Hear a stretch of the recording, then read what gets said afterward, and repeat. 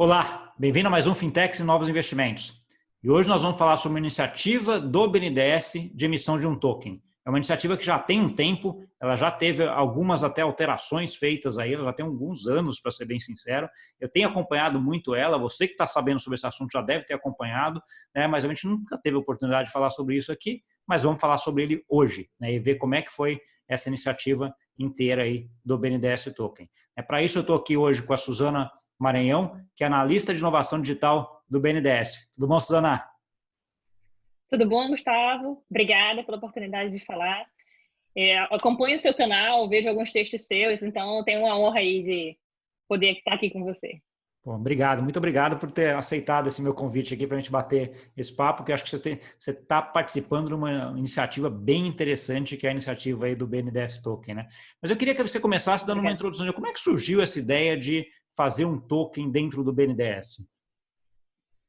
Tá, bom, estamos passando por diversas mudanças aí no mundo financeiro, né, e diversas mudanças no mundo de forma geral, né, e pensando nisso, lá desde 2015, 2016, o BNDES vem se juntando, algumas pessoas mais empolgadas do BNDES, vem se juntando para discutir como que a gente poderia ter novas formas de atender a sociedade, né, criar novos produtos, seja do ponto de vista mais financeiro, seja do ponto de vista mais governamental.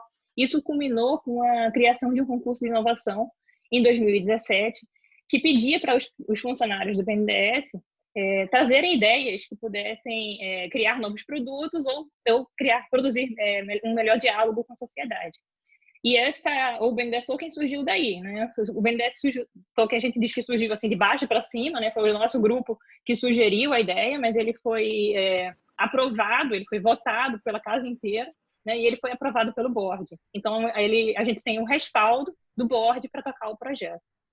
E a ideia já começou assim como sendo mais foco na tecnologia ou era mais foco em algum problema específico e aí vocês chegaram com a tecnologia para resolvê-lo? Então, o concurso ele foi justamente para criar novos produtos ou melhor diálogo com a sociedade. E, assim, a gente vem numa questão de fintech, né? De como que a gente cria novos modelos, novas formas de operação, e também um problema, a gente está numa questão de crise da confiança, né? A gente sempre fala isso apoiado por um projeto, um site, né, que chama Edelman Trust Barometer, né? Eu já vi isso sendo citado algumas vezes no universo blockchain. Esse é um site que pesquisa, um grupo que pesquisa confiança há mais de 20 anos. E eles vêm mostrando que nos últimos anos o nível de confiança da população nos governos, o nível de confiança da população nas instituições, de forma geral, vem caindo, especialmente no Ocidente, né? No Oriente é um pouco diferente, mas vem caindo constantemente nos últimos anos. E se você olhar o que o BNDES tem feito com relação a isso, teve várias alterações no portal da transparência para tentar atender essa demanda da sociedade, né? Então, colocar mais informações lá ou melhorar como as informações são apresentadas, né? E o BNDES Token ele surgiu para também tratar esse problema, que é como que a gente mostra para a sociedade, como que a gente dá um passo além em relação ao portal da transparência, né? Porque você sempre, como sociedade, você sempre pode desconfiar de um portal da transparência que aquela informação foi manipulada ou que aquela informação foi forjada depois de um tempo, né? E se a gente traz uma máquina da confiança para expor as informações, que a sociedade possa acompanhar as informações, o que vem acontecendo, a gente dá um passo além. A gente, além de trabalhar com confiança, a gente diz com transparência, a gente fala que a gente trabalha com confiança, né? Confiança a priori. Então, Entendi. esse é o principal problema que o BNDES Token ele quer resolver. Entendi. A ideia daí de usar blockchain ou DLT para isso é que você teria uma transparência muito grande em todo esse processo, né? E aí eu imagino Uhum. que vocês devem ter pego um estudo de caso, algum caso específico e feito um estudo ou uma prova de conceito, como a gente fala, em relação a isso, certo? Bom, a gente se inspirou em projetos de blockchain, que na época foi 2017, então assim não tinha tantos projetos ainda que já tinham dado resultado, né? Mas a gente se inspirou em algumas falas, tipo a fala do Antonopoulos lá atrás, que a gente tem que ter governo de dinheiro transparente, né? Isso foi sim uma inspiração para o nosso trabalho, né? E quando a gente começou a fazer o projeto, a gente pensou em como que a gente ia testar essa ideia, né? e a gente fez uma parceria com algumas instituições, né? Uma delas foi o Governo do Espírito Santo. A gente fez uma prova de conceito lá em 2018.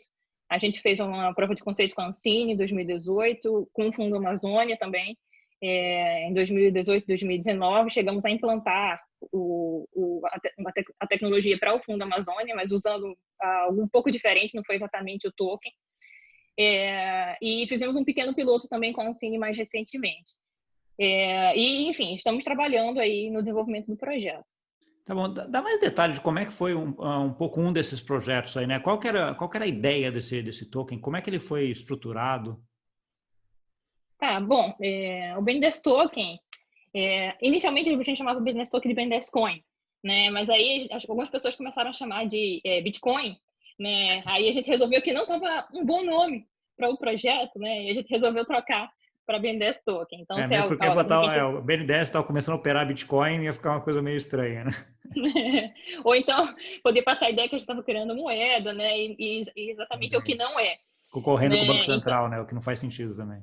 Exatamente. Então, a gente renomeou para BNDES Token, né? E a ideia justamente um asset-backed token, né? Então, um token que você mantém o dinheiro lastreado dentro do banco, né? A gente não está criando moeda, né? E como é que funciona o projeto, o processo de liberação do banco? Né? A gente é um banco de desenvolvimento, então quando a gente empresta dinheiro para os clientes precisam fazer um projeto, que é um projeto de desenvolvimento. Então a gente não avalia somente se o cliente tem condição de pagar, a gente avalia se o projeto é um projeto de desenvolvimento válido para ser executado. Né? E a gente precisa acompanhar esse projeto. E aí, a ideia de colocar o token seria que ao invés de liberar real, a gente libera o token. Né? A gente libera o token na rede blockchain. Né? A gente escolheu uma rede pública de blockchain para ser o mais isento possível em relação à rede, né? Isso no primeiro momento. E aí você criou, só para entender, acompanhar, o que você está criando, na verdade, é uma stablecoin nesse sentido, né? Você está criando um token que é 1 para 1 com o real. Engraçado que em 2017, 2018 nem existia esse nome direito ainda, né? Essa nomenclatura é bem mais recente, né? E ainda não é uma nomenclatura muito consolidada, né? Você vai no campo acadêmico ainda, você tem algumas discussões de que algumas coisas são ou não stablecoins, né? E em 2018 a gente começou a escutar do Tether, né? A gente falou, nossa, a gente é um stablecoin, né? A gente concluiu que a gente era um stablecoin, a gente já tinha essa ideia de atrelar um para um, né? Um token para R$1. Né? Então, a ideia é que a gente, ao invés de liberar reais, a gente libera o token que representa os reais, né, para o cliente, né? E aí o cliente repassa, vamos dizer, vamos pensar no caso do Espírito Santo, ou simplificar o caso do Espírito Santo. Tá? Vamos supor que a gente libera para o governo do Espírito Santo, e o governo do Espírito Santo contrata um projeto de construção de uma estrada, e aí ele contrata essa empresa, esse fornecedor que vai fazer uma estrada, né? E esse fornecedor, quando o cliente repassa para o fornecedor tokens, e o fornecedor ele tem que resgatar a princípio com a gente, né? O BNDES resgata o dinheiro dá reais para o fornecedor e recebe os tokens, tá? E a gente até pensou, poxa, o ideal seria que existisse uma forma de a gente sair dessa liquidação também, né? Sair desse resgate, mas é tudo uma questão de desenvolvimento de ecossistema. Nesse momento, a gente trabalha nessa realidade que a gente troca no final da chegada do token do fornecedor, a gente troca o token por real. Entendi. E é interessante porque aí você consegue ver o caminho inteiro desse token, né? Por onde ele passou, e na verdade você consegue controlar também quem que está resgatando esse token, né? Se ele chegou lá onde você queria que ele chegasse, né? Exato, E a gente está trabalhando aí com o dinheiro programável, né? Então a gente consegue colocar dentro do contrato que representa o token as regras de quem pode receber aquele dinheiro, quem pode resgatar aquele dinheiro, né? Em que condições aquele dinheiro vai ser gasto, né? Então isso além de gerar transparência, isso também traz um ganho de eficiência mesmo do processo de acompanhamento, né? Porque você tem a definição das regras a priori e você não precisa ficar checando instância em instância da execução, né? Da execução do dinheiro, né? Dado que você já programou aquilo ali previamente. Sim. Vocês chegaram a fazer algum estudo de o quanto isso diminuiria o custo desse processo, né? Porque você está agregando transparência via blockchain, via DLT, né? Via esse token, que hoje já é feita essa transparência, né? Mas de uma forma mais tradicional, vamos dizer assim, ou mais antiga, se a gente pode falar desse jeito. Vocês chegaram a fazer um estudo de Uhum. diferença de custos de um e outro? Não, a gente não tem esse estudo ainda. A gente sabe, a gente fala para as pessoas que além do ganho de transparência, a gente tem esse ganho de operacional também. E algumas vezes, quando a gente fala sobre isso, né, algumas pessoas que estão mais ligadas no ganho financeiro, né, elas falam até assim, então por que a gente não faz um sistema centralizado e vamos fazer isso acontecer logo? Né? Porque uma opção também seria fazer um sistema centralizado, dado que a gente não está, no momento, interoperando com ninguém, a gente tem um circuito fechado do dinheiro, né? Então a gente poderia, o BNDES Token, ter um banco de dados que iria manter o token que eu passo para o cliente, passo para o fornecedor, nesse caso específico, né? O fornecedor resgata com a gente, e a gente teria todo o ganho de eficiência do processo. Né? E a gente poderia, inclusive, colocar as regras do processo, criando o que a gente chama de compliance by design da mesma forma. Né? Sendo que aí a gente volta à descentralização que a gente quer fazer com blockchain, é trazer esse processo que poderia ser centralizado para a questão da confiança também. Então, ao invés de a gente manter um banco de dados que seria que resolveria nossos problemas em termos operacionais, a gente também traz essa questão de ter o dinheiro rodando numa plataforma que te garante a transparência e a confiança. Sim, eu queria até entender um pouquinho mais disso, né? Porque você já comentou aqui que esse caso vocês foram até para uma blockchain pública, né? Então, assim, indo nessa ideia de dar mais transparência, etc. Que fatores vocês analisaram nessa decisão de vamos usar blockchain e vai ser pública, vai ser privada? Teve outros fatores aí que pesaram nessa decisão de ir para uma blockchain pública? Bom, a motivação inicial foi ficar justamente o mais isento possível de que, por exemplo, se você vai deixar de confiar no BNDES, você vai passar a confiar na rede, nessa nova solução, né, não adiantaria eu ter uma rede com os meus amigos, vamos dizer assim, não adiantaria o BNDES criar uma rede, o BNDES mais 2, 3 players ali para rodar o projeto. Então, nossa primeira visão foi, sim, vamos para uma rede pública, porque lá a gente é o mais isento possível. Tá? Só que, né, tudo tem prós e contras. Né? Então, ao ir para uma rede pública, a gente está sujeito também a todos os problemas operacionais da rede pública. Né? Então, a gente pode ter questões de escalabilidade, né? Tem questões de governança da rede, tem questão do custo da rede. Então, a gente passou aí por um dilema de como que a gente compra Ether, né, dentro do governo. Né? Então, assim, tem uma série de problemas associados ao uso da rede pública. Né? Mas aí, voltando, a gente também não queria uma rede com 2 ou 3 nós. Né? Então, o que foi que a gente viu acontecer? Nesse meio do caminho, a gente viu outros projetos de outros lugares do mundo criando infraestruturas nacionais de blockchain.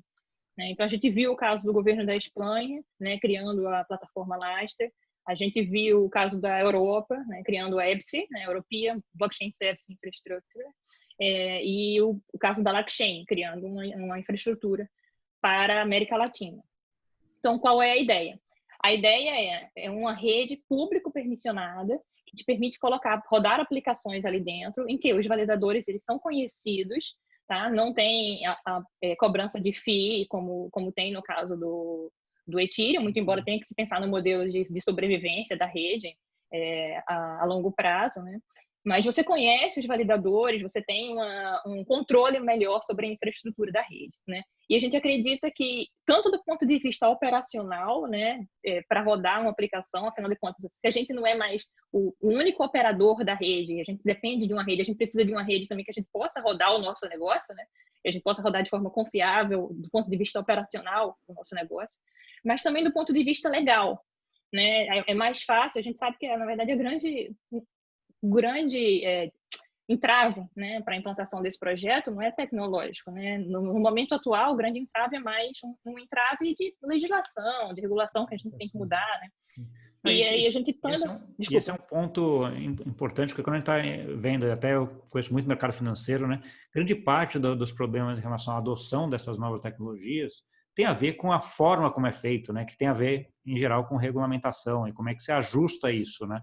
Porque hoje, claramente, se você pensar em várias coisas que a gente faz no mundo hoje, você fala assim, não, eu quero fazer melhor, tecnologia vai conseguir fazer melhor por conta da evolução que você teve nesses últimos anos, né?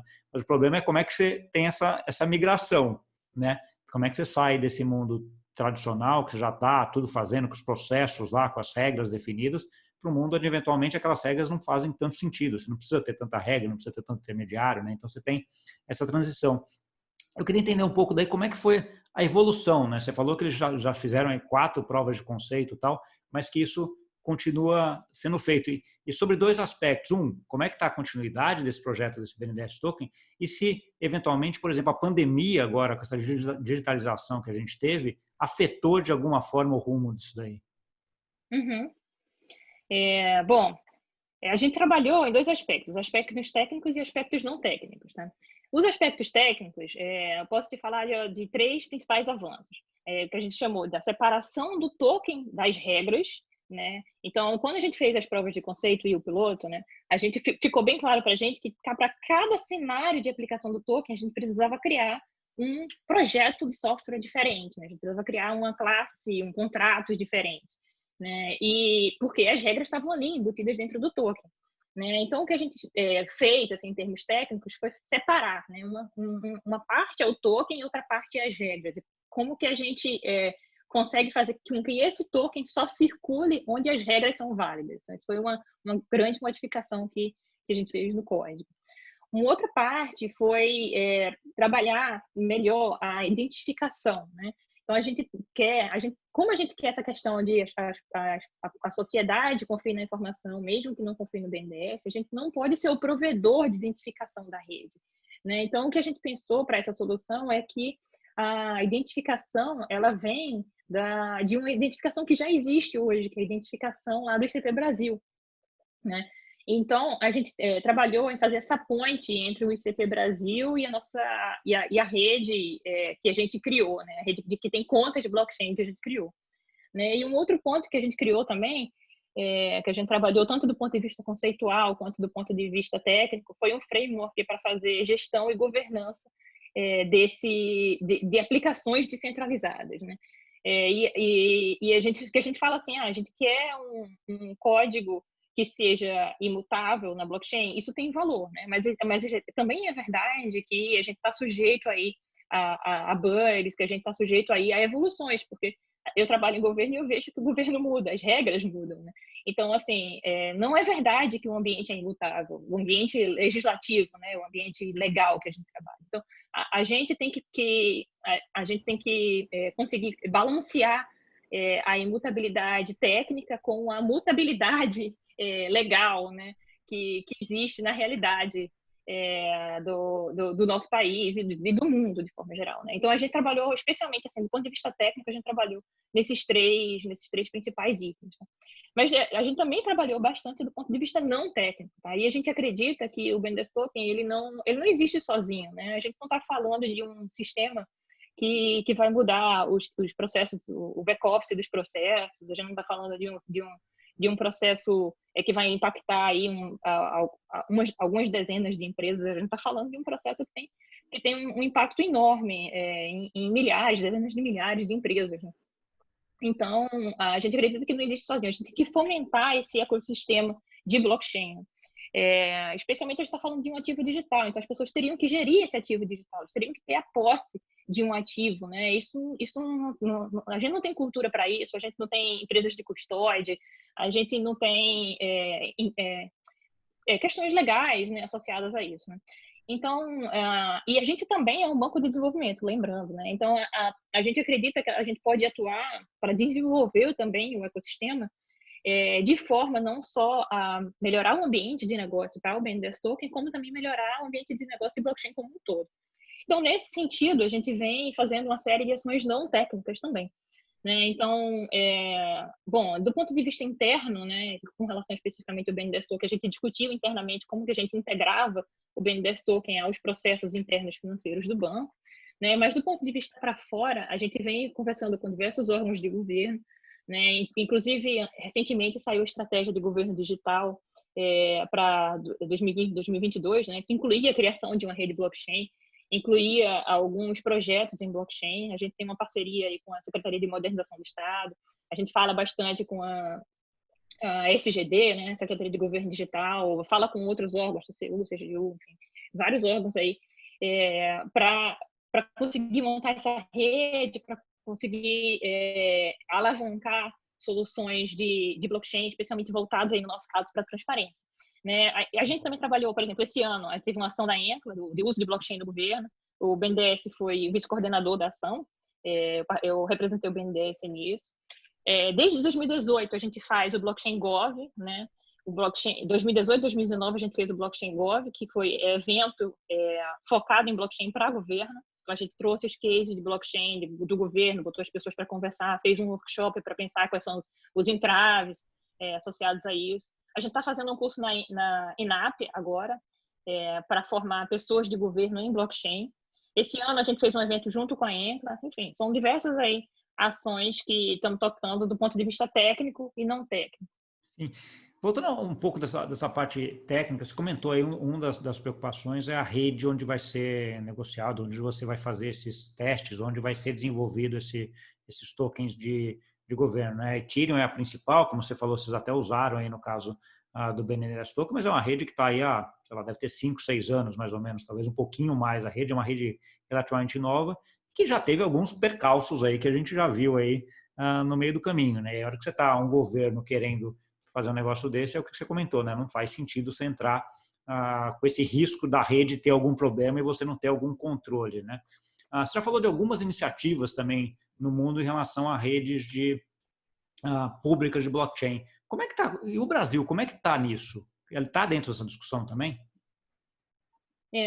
Bom, são duas partes da tua pergunta, né? Com relação à rede e com relação a outras, com relação à rede do Brasil e com relação a outras iniciativas. Com relação à rede do Brasil, a gente investiu aí nessa plataforma do Ethereum, mas a gente não tem esse compromisso de seguir com essa plataforma. A gente, assim como outros projetos, a gente não precisa a gente se diz tecnológico neutro, né? Mas a gente, obviamente, na hora de operacionalizar, a gente precisa escolher uma plataforma, né? Então, estamos fazendo isso. Outras plataformas do mundo de blockchain pública permissionada também estão fazendo isso. A princípio, ela é neutra, né? Mas na hora, obviamente, ela tem que escolher uma ou duas plataformas e esse princípio que esses projetos estão seguindo, tá? Eu tenho a felicidade de acompanhar melhor esses projetos lá fora, porque eu participo aí do grupo da ITU, né, que é a International Telecommunication Union, uma agência especializada em tecnologia da informação e telecomunicações das Nações Unidas. Né? Dentro desse grupo tem pessoas de todas essas redes que eu falei, né, o pessoal da Lastria, da EBC, Blockchain, eles estão bastante interessados nesse ecossistema de discussão. Lá a gente tenta promover não só a troca de conhecimento, estudos e também padronizações, né? No que a gente faz para essas redes que usam diferentes tecnologias ou que são diferentes redes em diferentes lugares, como é que elas vão interagir no futuro, né? Não necessariamente precisa ser uma interação, uma interoperabilidade a nível do protocolo, pode ser uma interoperabilidade, pelo menos uma interoperabilidade de modelo de dados, já é uma parte. Então, não é uma resposta simples, mas assim, existe todo um trabalho que está sendo feito por diversos grupos aí ao redor do mundo de como que essas plataformas vão operar. E assim, a gente está nessa também. O Brasil está trabalhando nisso junto com esses grupos de discussão aí fora. Tá bom. O que a gente pode esperar aí, quem está escutando aqui, o que a gente pode esperar para frente em relação a esse BNDES? Como é que você vê o desenvolvimento disso no próximo, sei lá, 1, 2, 3 anos? Né? O que a gente pode vislumbrar aí de novidade vindo? A gente agora está investindo bastante nessa rede, né? Então, eu espero que essa rede ela se torne uma realidade. Espero que a gente consiga trabalhar nas questões legais, né? Acho que o governo tem bastante a contribuir, não só como usuário da tecnologia, mas como melhorando o ambiente de negócio, né? E estamos inseridos nessa discussão, como eu falei anteriormente. Aliás, em 2018, a gente fez um pequeno mapeamento do ecossistema, onde a gente perguntou especialmente para startups né, o que é que o governo melhor poderia fazer para ajudá-lo, né? E como esse mapeamento ele foi feito pelo BNDES, a gente tinha a expectativa que talvez ele fosse influenciado, que as pessoas respondessem querendo novas linhas de financiamento do BNDES. E talvez ele tenha até sido, mas assim, a principal resposta das pessoas não foi novas linhas de financiamento. O que 80% das pessoas colocaram como primeiro lugar foi melhorar o ambiente regulatório, né? Então, assim, mesmo tendo vindo uma pesquisa do BNDES, está claro assim que o governo tem que trabalhar nesse ambiente regulatório. A gente tem visto várias empresas aí, startups saindo, né? Então, estamos de olho nisso. Enfim, não é fácil, né? A questão não é simples, mas é um ponto que a gente tem trabalhado, que quer fazer também, assim, juntando com outros órgãos, para melhorar o ambiente regulatório, não só para o setor público, né, mas como para o setor privado. Inclusive, quando a gente fala de uma rede, né, uma rede pública, que a gente está fazendo focado em governo, né, isso também é uma coisa que é bastante comentada no projeto da EPSI, né. A gente está criando ali um ambiente legal em que outras redes blockchain que possam ser criadas, elas podem se ancorar nessa confiança, né? Então a gente também, e assim a gente resolve também a questão a ponte da identificação que a gente tem no Brasil com o mundo blockchain. A gente também está criando uma outra infraestrutura para fazer as coisas acontecerem. Então são pontos aí que eu posso espetacular. Eu consigo dar o exemplo que eu sempre dou aqui, é que assim, a rede Ethereum para mim é um playground de inovação mundial, né? Tá todo mundo lá e você quer criar alguma coisa, tem alguma ideia, tal, você vai lá e coloca lá e cria um token relativamente fácil.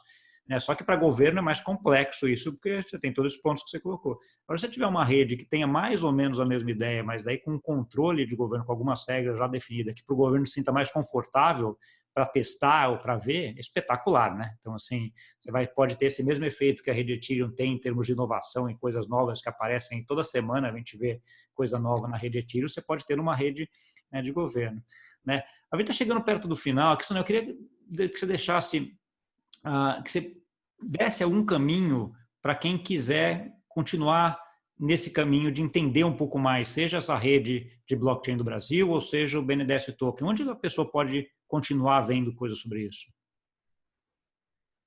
Bom, em 2018 a gente fez bastante apresentações, né, sobre o tema. O objetivo disso era que a gente queria desenvolver, como eu falei, né, o token junto com a sociedade. Então tem bastante material daquela época. A gente escreveu um artigo aí no Congresso de Redes Brasileiras de Computação. O artigo está disponível. O artigo também que a gente escreveu junto com a E3. Eu posso colocar os links, tá? Para você aí no depois canal do YouTube. Se me dá o link, eu coloco aqui na descrição, aqui embaixo, daí a pessoa já vai direto lá, né? Então a gente escreveu alguns artigos científicos mesmo. A gente queria até validação científica do que a gente estava fazendo. A gente fez recentemente nesse evento da Encla, a gente apresentou a rede RBB, que a gente chama, né, tem uma palestra lá que é também possível de você ver um pouco mais de detalhes. O nosso código também, a gente conseguiu criar um código aberto no GitHub, né? Então contribuições inclusive são bem-vindas, né? A gente fala aí, às vezes, com pessoas da academia também. Estamos aí no grupo da RNP também, que está trabalhando blockchain para academia, né? Tem um e-mail também, que é bndstoken@bnds.gov.br. Toda apresentação a gente passa esse e-mail, também estamos abertos a falar por e-mail. Também estamos no WhatsApp, né? Tem vários grupos aí de blockchain e a gente está sempre falando no WhatsApp. Você está que nem o brinco aí, né? Só você mandou o sinal de fumaça, você está vendo, porque você está em qualquer lugar, acaba te encontrando, né? Hoje em dia a gente está todo conectado e com várias formas, né? Acho que todo mundo está um pouco assim, né? Não só eu, tá? Outras pessoas do projeto, obviamente. Não, eu sei, mas bastante conectados. Eu estou personificando em você, mas eu sei que, obviamente, você tem um grupo aí por trás que está fazendo isso, né? Não tenho dúvida nenhuma, né? Para quem tá vendo agora e fala assim, ok, eu tenho uma ideia ou uma oportunidade de mudança, de melhoria no setor público e tal, que mensagem você deixaria aí, e já entrando um pouco no final aqui, que mensagem final você daria para quem aí vê oportunidade de melhorias ou quer mudar alguma coisa ou tem alguma ideia no setor público, que mensagem você daria? Isso é muito pessoal, né? Eu tenho 12 anos no BNDES e eu trabalhei acho que os 8 primeiros anos eu trabalhei para mais com foco em banco do que foco em governo, né? Acho que nos últimos anos que eu passei mais a ver foco em governo. Eu lembro quando eu comecei a estudar, né, o uso da tecnologia muito para o governo, né, gerar melhores serviços públicos para o cidadão. Eu lembro de ter visto um vídeo da Estônia, como foi a transformação digital da Estônia.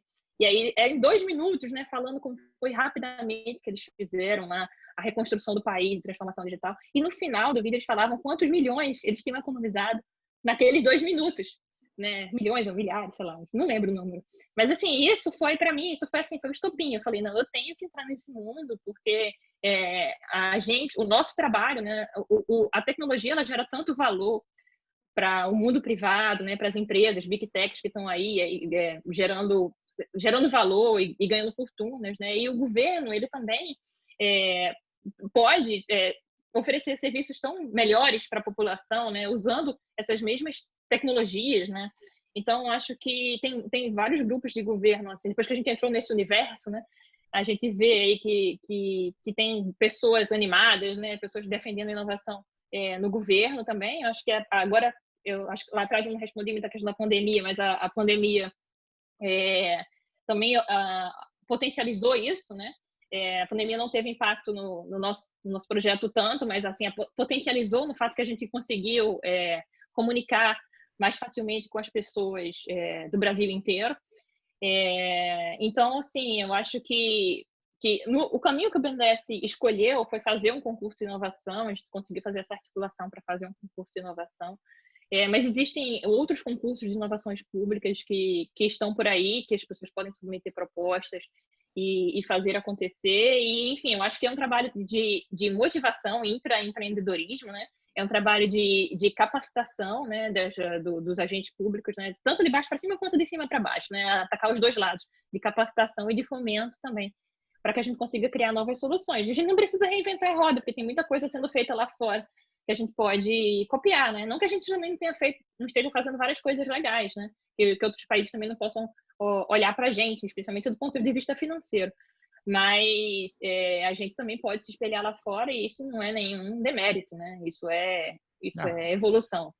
Muito pelo contrário, acho que esse mundo hoje de tudo mais aberto é um mundo muito mais fácil, né? Então, assim, eventualmente uma solução que tem uma empresa ou um país usando para alguma coisa lá, você olha e fala, mas isso aqui dá para usar nesse outro negócio aqui, né? Então, às vezes uma coisa parecida, mas com outro caso de uso. Então, assim, isso ajuda muito, com certeza, mas sem o demérito também de que está fazendo coisas novas, eventualmente inovando coisas que eventualmente alguém vai copiar, né? Então, é uma mão é um caminho de duas mãos aqui, né? Vai e vem. Finalmente chegou no final aqui, Suzana, muito obrigado. Eu, como brasileiro, fico muito feliz que tenha gente como você aí no setor público que ajuda isso, que vai trazer toda essa mudança aí que a gente está vendo no setor público, que é importante e a gente já sabe que vai acontecer, né? E aí está na margem mundial aí em relação a desenvolvimento, né? Com essas questões em termos de não só testando um token, vendo como vai fazer, mas também pensando, precisando de uma rede aqui. Eu acho que são fatores aí bem importantes que vão certamente ajudar não só o BNDES, mas o Brasil aí no futuro. Obrigado. Obrigada, parabéns pelo trabalho também, Gustavo.